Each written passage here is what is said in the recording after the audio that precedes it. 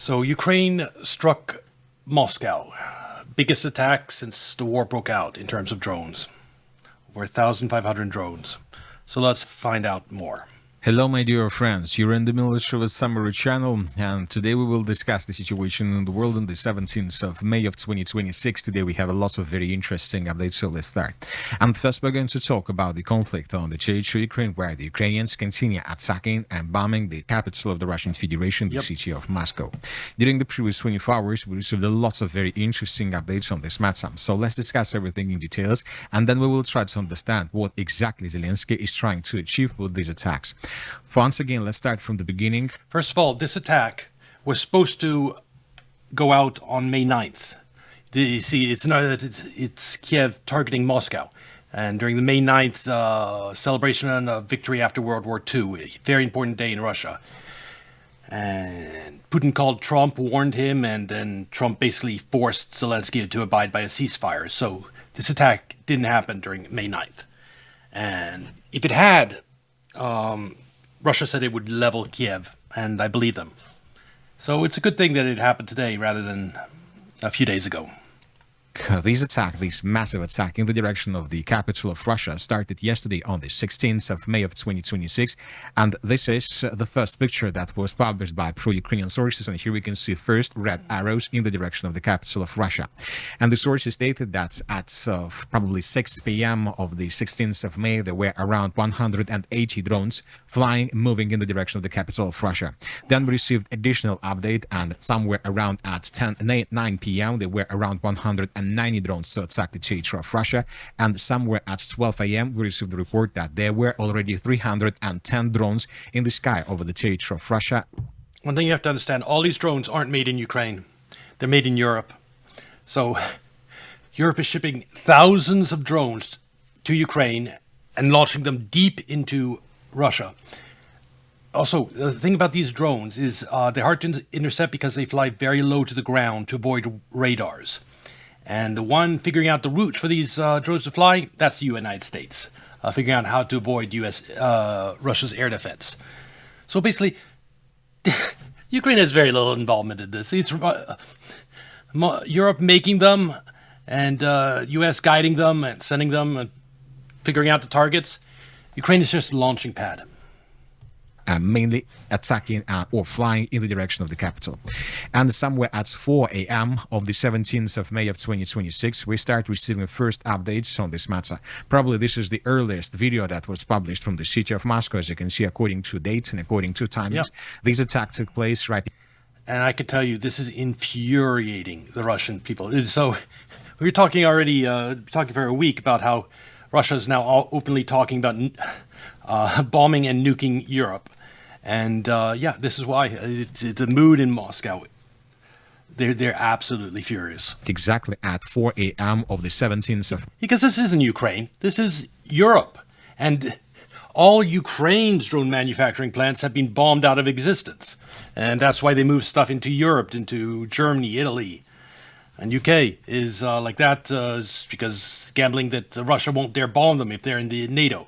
But you have drones flying into apartment buildings. It's not something Russia can allow to keep happening. And there's nothing they can do in Ukraine. These drones, as I said, made outside. They're just brought in and shot as soon as they're brought in. And there's very little time for Russia to identify where they are. They can be shot from anywhere. It's only way to stop this is to bomb the factories making these drones. May of 2026, and here we can see a Ukrainian drone that struck this multi-story building.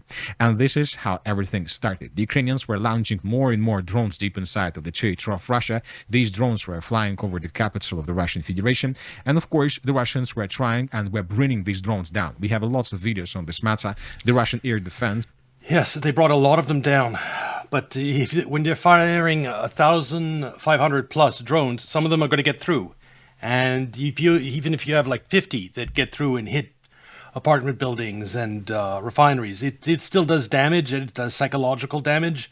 And yeah, it's upsetting for anyone who has to endure having all these drones flying overhead. Destroyed lots of drones of the armed forces of Ukraine. For example, just in this video, we can see how another Ukrainian drone was destroyed above the capital of the Russian Federation. But despite the work of the Russian air defense, many drones managed to get targets and to hit them. The Minister of Defense of the Russian Federation during the day published lots of updates on this matter, and the Russians stated that just during the night between 10 p.m. and 7 a.m. the Russians destroyed 556 Ukrainian drones. But the thing is that this number covers just the drones between 10 p.m. and 7 a.m. of the 17th of May of 2026, but the Ukrainians didn't stop their attack at 7 a.m. The Ukrainians continued attacking the territory of Russia. And today, when summarizing every single report that was published by Russians during the previous 24 hours or something like this, the Russians stated that they destroyed or intercepted more than 1,500 drones over the territory of Russia. And this is the biggest attack carried out by the Ukrainians since the beginning of the special military operation.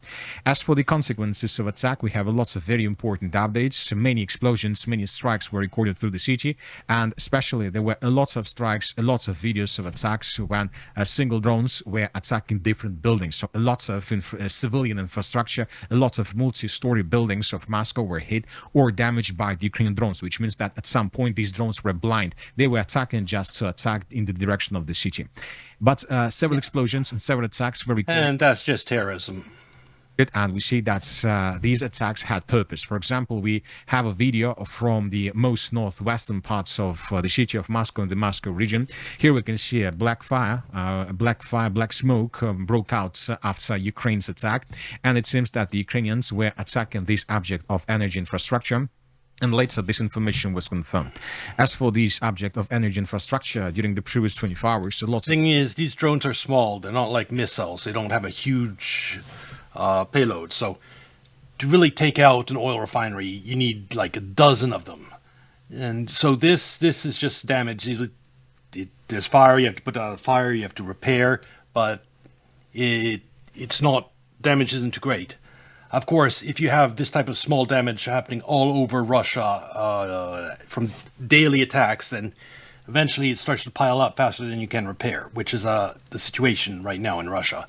And it's unsustainable. So Russia is going to have to strike back. And it's already striking at Ukraine, but there's ultimately no point in that. It's Europe. Europe's the one bombing Russia. Europe directly is bombing Russia. So a lot of drones have flown through NATO airspace to bomb Russia.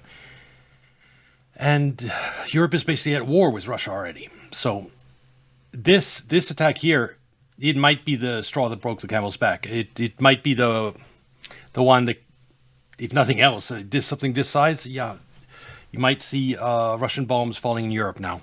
There's a very real chance of that. And there are a lot of people in Russia who are openly talking about nuking Europe. That means they'll first go in conventionally and bomb. Then if Europe tries to do anything back, they nuke them. That's the current attitude. That's how fed up Russia is with Europe. The videos were published about the fire that broke out. And so what does the United States do then? Does Trump say fuck the world, all-out nuclear war, or does just parts of Europe just get nuked and nothing happens? After attack, about special rescue services that were trying to stabilize the situation, and some were at... For all those listening, Russia is a nuclear power. Manufacturing 1,500 drones in Europe and then sending them deep into Russia, attacking Moscow. Can you think of anything that's more provocative than that to a nuclear power? If Europe getting nuked is an obvious outcome of this. 4 p.m. of the 17th of May of 2026, we received a final video from this area, and this is the video I'm talking about. And as you can see, according to this video, the Russian security services, different services managed to stabilize the situation, and they managed to fix this fire problem. So this is the situation before the Russians came to this area, and basically this is the video right after. So despite the damages that the Ukrainians managed to deal between the 16th and the 17th of May of 2026, the Russians managed to save the situation under complete control, and currently the Russians are about to fix every single consequence of attack that was carried out by the Ukrainians. But the most important thing... Yeah, even if they fix all the damage, it doesn't fix the psychological impact of living in Russia and then seeing huge clouds of smoke that's from a Ukrainian attack. And that's the point of it. Zelensky is all about optics. and making it seem like they're fighting and taking the fight to Russia. And I can tell you it's very effective. Later on, we're going to watch an Asmongold video reacting to this, and my God, he thinks Ukraine is winning. Oh, oh my God.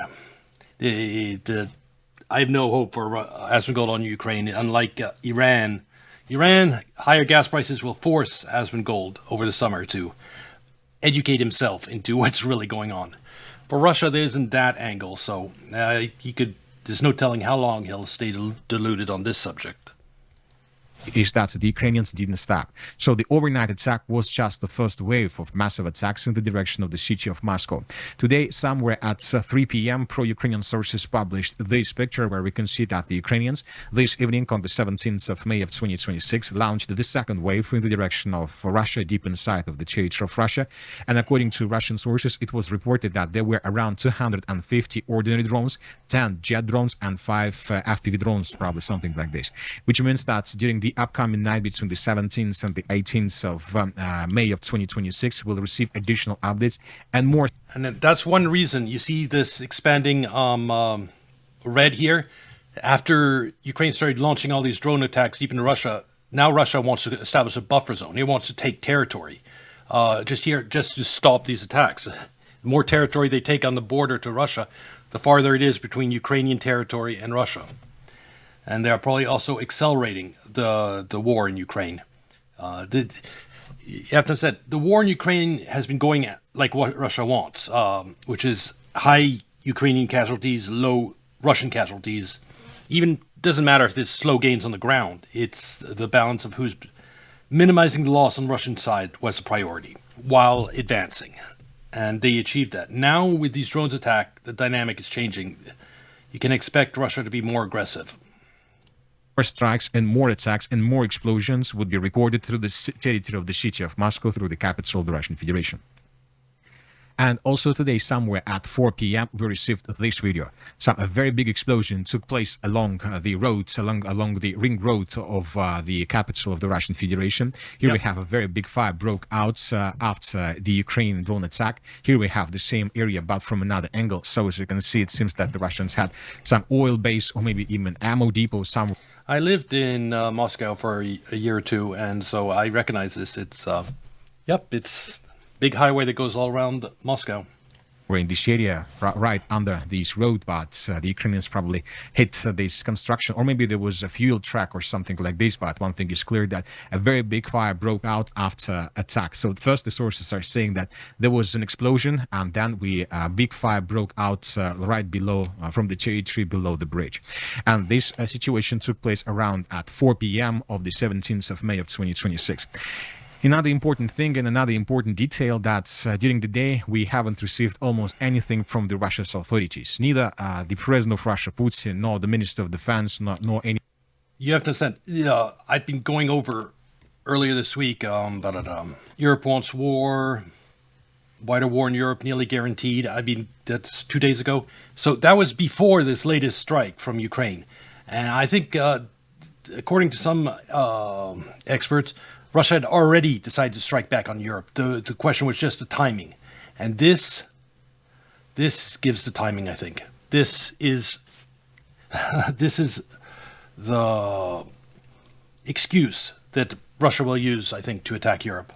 Anybody else made a statement on the matter of this massive attack.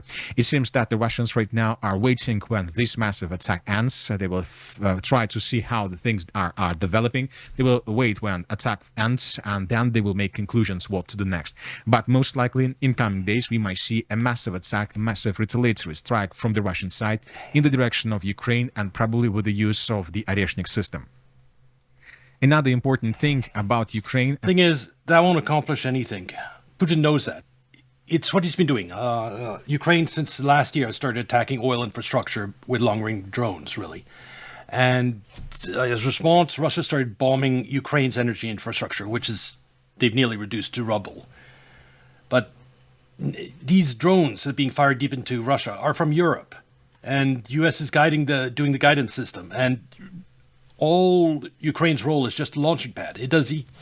Russia can bomb all of Ukraine's infrastructure its its offices, everything. It won't change anything. These drones will keep arriving from Europe and keep being shot deep into Russia. The only way to change that dynamic is to bomb the factories making the drones in Europe. And Russia has published a list of those factories about like a week and a half ago, so it knows where they are. And I think it's just a matter of time before they bomb them. We'll have to see both Iran and this situation right on the brink.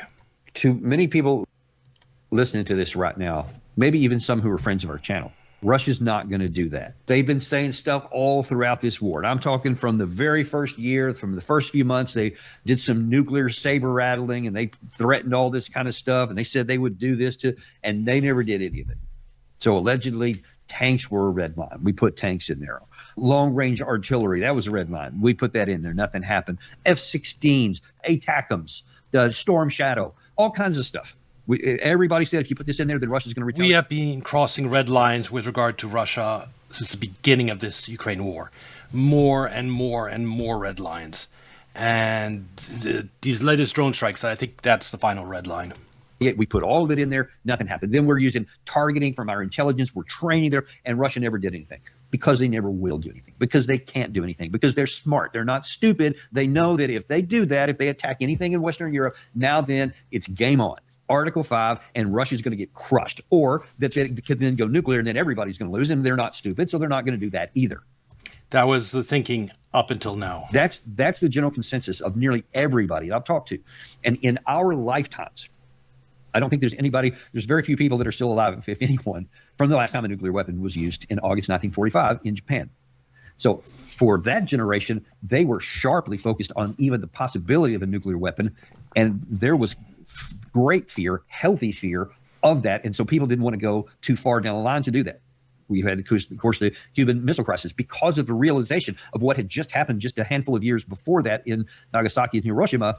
That was one of the reasons why Khrushchev and Kennedy pulled down the escalation ladder, because they realized the consequences because both of them had fought in the war. So they knew that. That's one of the reasons they were able to make that. The reason Soviet Union puts nuclear missiles in Cuba is because we put nuclear missiles in Western Europe.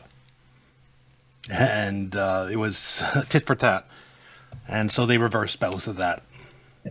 Situation, and we got off of it. It's one of the reasons why President Eisenhower, when the Soviets sent tanks into Hungary and in 1956, in Czechoslovakia, I think it was 1968, but the subsequent, not just him, but specifically in 1956 into Hungary, we didn't go in to help them then, like we have done now with Ukraine, when you had this war kick off, because he said, I am not going to risk nuclear war with the Soviet Union over this one country here, because he realized that the potential for escalation, and he wasn't about to risk your security and my security, well, those who were alive at the time, of course, because he realized that the catastrophic threat of a nuclear weapon and how devastating it would be. We've lost that. Those generations are gone. Now then, we don't think anything of it. We just think it's another saber to rattle. And that they'll never do that, because they know we have all these nuclear weapons and we would retaliate. Except now they're openly talking about doing that. It's a majority view in their government, nuking Europe. Of course, conventional weapons first, but if Europe retaliates, then nukes. And so that certainty will keep them from doing anything. But now then, there are those in Russia that are thinking differently. They're saying, you know what? You're not the only one that can go down that path. And if you think we would never do it, then you may be shocked. Because we may. Because what they're seeing is that their country has been attacked by technology and physical support and apparently airspace support here recently from the West against their country. And let me just ask you, first of all, this question. Be honest with yourself. If your country, whether you're watching this in Great Britain or France or here in the United States, if China or Russia, through another country, Cuba, Canada, Mexico, something like that, one of the countries that are near us, if things deteriorate. What if China sent 1,500 drones to Mexico and then launched them deep into the United States, killing civilians and bombing our infrastructure? Would we be at war with China? Yes, we would. We end up fighting this country here, and then they, through that country, strike targets that are now hitting American factories, American oil refineries, American storage depots, electricity grids, etc. And we know it came from them. The technology could only have come from them. Mexico or Cuba, they don't have that capability. It could only have come from. One reason Putin has been restrained so far, I believe, is because he's just waiting for the West to collapse. Like Starmer's at the end, Macron's, all these leaders in Germany too, they're all terribly unpopular. They're not going to last. But I think now Europe has escalated things to the point where he can't wait anymore. From them, and we know it did. Are we going to go, well, I mean, we can't do anything about it. I mean, we aren't directly at war with China or Russia, so we just can't do anything. We'll just, I don't know, we'll hit Mexico harder. We are doing the targeting for the drones. Those drones flying over Russia and strike targets. The U.S. are doing the targeting. Something. You know that that's not the case. We would be screaming bloody murder, and we would be demanding that those countries suffer. Well, that's what is going on in Russia. They have been angry at their government for not doing that and allowing us carte blanche to do anything that we want to in Russia. And they're saying that those days need to come to an end. Now, this is even more problematic because of the balance of power between the two. I keep talking about spreadsheets sometimes, and the spreadsheets between the U.S. and Iran, and how that's, we're way up here and they're way down there, but still. And this video is from 13 hours ago, before the full scale of this attack on Moscow was known. Greaser__. Hey, Greaser. Well, Putin has had carte blanche for decades. Well, yeah. The danger right now is actually nuclear war has never been near, and that's been thrown around. But right now, Russia is probably going to strike Europe because of this latest round of provocation. And if that escalates, and there are people in Moscow saying, strike them conventionally. If they dare strike us back, we nuke them. And some countries in Europe should cease to exist. Well, they have been trying to kill him. Earlier this year, there was an attack on Valdai, where the West thought Putin was holed up right during the middle of negotiations again. It's one of Trump administration's favorite. And so, yes, Ukraine is definitely trying to kill Putin. Because of geography and some other stuff. Well, let's take a look at that spreadsheet, because it's changed from what it was before 2022. And before 2023. And also, if you're taking nukes out of the picture and it's a war between Russia and the rest of Europe, Europe gets crushed. Russia has manufacturing like 10 times the amount of drones. It's not even close. And before 2025 and 6. Because now then, all of the West, we've bragged so many times, so going back to the Biden administration, about all these 50 countries, primarily from Western Europe, and how we've given tens of thousands of combat vehicles, millions of rounds, hundreds of millions of rounds of various kinds of ammunition, tens of thousands, and maybe even more than that, of missiles, interceptor missiles, offensive missiles, long-range cruise missiles, all kinds of things. And we have given so much of that to Ukraine, and it's just been burned up. And our industrial capacity, because we're... And same for Europe. Europe has given all its tanks to Ukraine, all its ammunition, all its air defenses. Europe doesn't have any air defenses now because they've given everything to Ukraine. And so if Russia could just send its drones directly into Europe and there'd be no resistance. We're not at war. We don't have a wartime economy. Yes, Germany's sending a shitload of money. And it's towards the black hole of Ukraine. That money is never getting repaid. And I'm angry about that too. I lived in Switzerland. I like Europe, and I don't like the amount of money and lives being wasted on this conflict. Ukraine was always in the Russian sphere of influence. Why are we wasting so much money and effort trying to steal it away from the Russian side? We've marginally escalated them and expanded them. Marginally. Not a lot, but a little bit. And so our outgoing missile inventories is huge because it is a wartime situation, but we're not replacing it. So our inventories keep draining. Yeah, there will be, there will be profiteers from the West coming in and buying up the land of the Ukrainians that have been sent off to die. The cheap land, you have recruiters come in and snatch all these Ukrainians off the street, and then you can have the Western vultures come in and just buy up their land when they never come back alive. Training. Then now that in 10/7/2023, then you've added the U.S. especially has been sending a bunch of these same categories of missiles to Israel. And then in 2025, and I think 2024, you can start with there, we started doing stuff against the Houthis, used more missiles.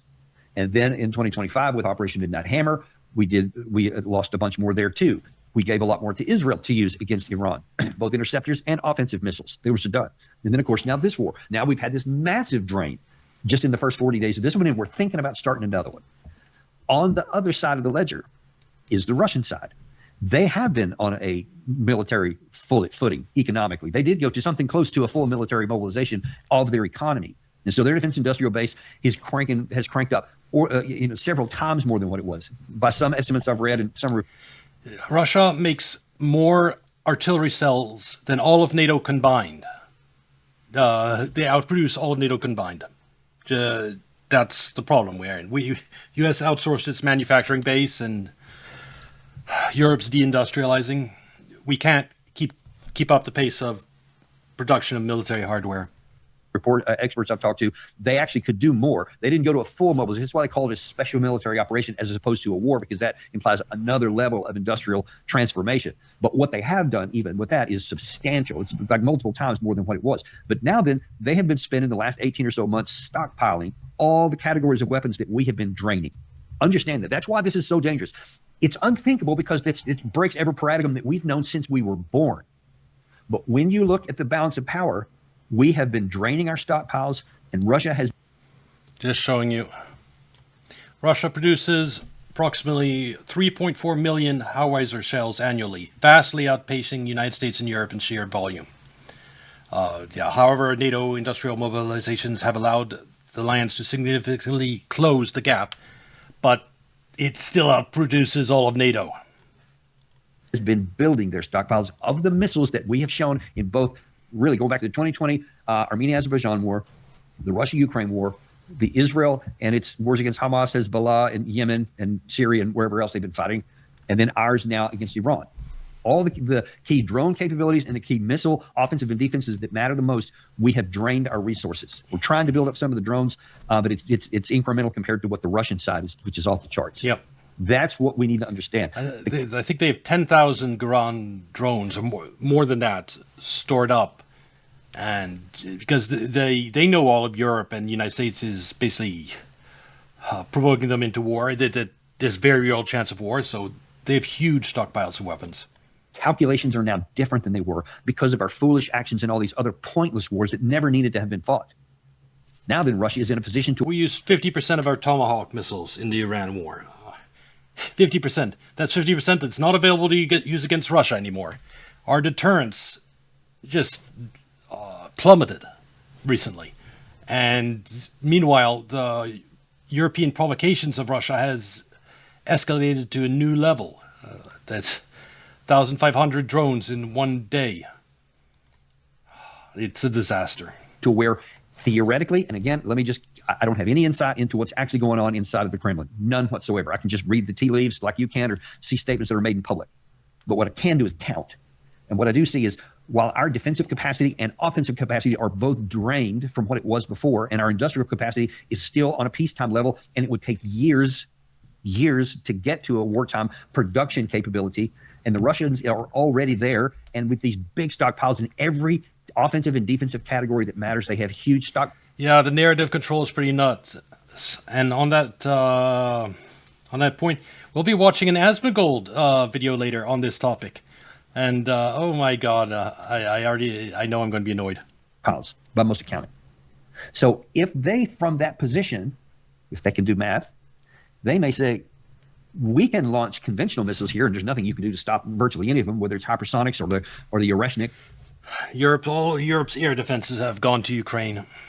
We'll hit everything that we want, and you basically have no air defense that can stop it. And if you say, how dare you do that, Article 5, and we're now going to go to war with you, and it's the 32 nations of NATO against the one of Russia, just understand, I don't care how many countries are numbered. That's not what matters. The only thing that matters is your production capacity and how much you can do, and how much you can produce, and how much you have ready to defend, and how much you have ready to make on offense. Yep. And it's like this. The Russian side is... United States is only 300 million people, and we dominate the world. Population numbers don't matter. It's the size of your military and your arsenal that matters. And so just because Europe has more people, no, it's Russia has far, far, far more weapons. Is like this. That's the reality. You can see. I'm talking between Europe and Russia. To add U.S. to the mix, and it becomes more even. But I don't know if Trump would go to war with Russia to save Europe at this point. Russia, unlike anything that has existed in our lifetime, could be in a position now to take a risk, thinking that if you don't listen to us and stop your support for the Ukraine war and bring it to an end right now, then we can escalate here and we can outdo you. Now, of course, if it goes nuclear, if it's the mutually assured destruction, Asmongold, he still doesn't believe in conspiracy. And if you don't believe there's a conspiracy, you trust the media. You're still in the group that trusts the media overwhelmingly. And so he watches news, he takes it at face value. And he doesn't believe there's a group of people out there that are actively manipulating everything in the mainstream media. And so his views is going to be very different from our own. Then none of the Or for people like Daniel Davis here, who is an expert. Any of the experts, I could point to a dozen of them. Anyone who knows who's not part of mainstream media, and they all say the same thing and have the same views as me. Alex Jones, also on the same page. We're going to watch a video from him too. The same page as him in regard to Iran. That's going to be interesting. Eventual stuff matters. And it doesn't matter if we had none and they had all. If both sides have nuclear weapons and you get into theater or nuclear weapons, it's game over for everybody. So everybody loses. But what we don't know is we have comforted ourselves by saying because of that, Russia would never take step one because they know that step 5 is mutually assured destruction and they're not suicidal. They're not going to do that. But what if they calculate differently? What if they calculate, I think you can do math. And I think that because you recognize that step 5 is mutually assured destruction, so you're not going to take step 2. That would be a radical thing to do, which I hope they don't do, because I fear foolish and weak men who are scared to death but have a nuclear button nearby that they can push, that they may resort to that irrationally, that they may not do that calculation. I hope Russia doesn't. According to Alex Jones, Trump honestly brought his military advisors into a room and asked them for plans to carry out a nuclear attack against Iran. Apparently, according to Alex Jones, that actually happened. He has several sources to tell him that. So, yeah, Trump has gone off his rockers, I think. Put us into that. He's trapped in this situation, and he's gone desperate. He got desperate enough to consider using nukes. He might get there again. Situation. But unfortunately, our foolish actions up to this point have made this a plausible scenario. Because they may say, I'm tired of you hitting it, and you're accelerating. It's not even continuing on. It's accelerating because Ukraine has had more success striking further and deeper and more accurately into the Russian interland. And now they're using the airspace, allegedly, of NATO countries on top of the Not allegedly. It's confirmed at this point. Technology, the intelligence, and targeting support, which everybody knows that we're providing. So now then, because we keep doing that and thinking that, well, because of that, Russia, because of the mutually assured destruction, Russia would never do anything. So we're free to do everything. They didn't respond to any of these others. You see what I'm saying here? We have deluded ourselves into thinking that we have all the escalation cards and that therefore Russia will never do anything and we're free to play in their background and blow stuff up and haha, look at them. No. But what if the Russian side says, we're not playing that game anymore, and now then it's your turn to start sweating?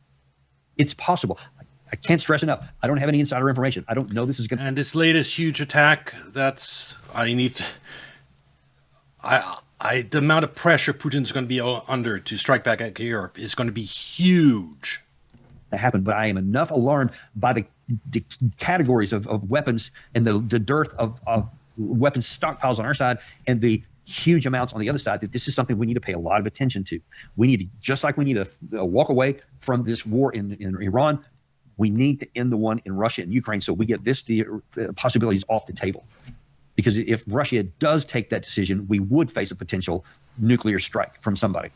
And then God help us if weak and foolish men or arrogant men, if on the Russian side even, are the ones calling the shots here for all of us. We have to hope it doesn't get to that.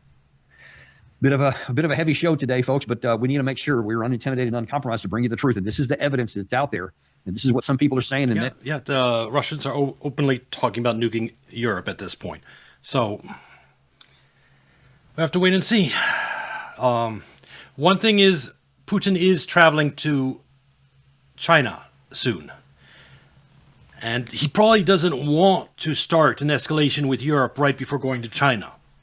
So there's that angle to it. But after this attack by Ukraine,